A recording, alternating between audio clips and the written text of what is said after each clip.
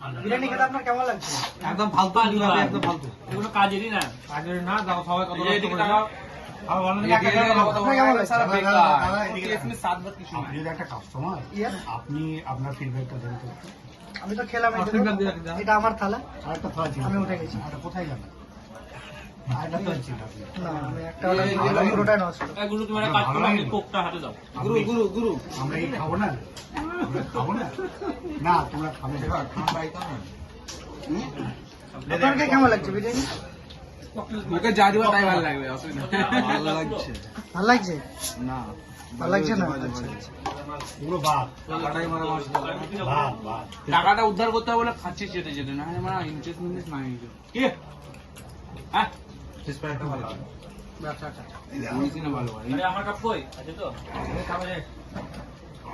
ও মালাল মালাল।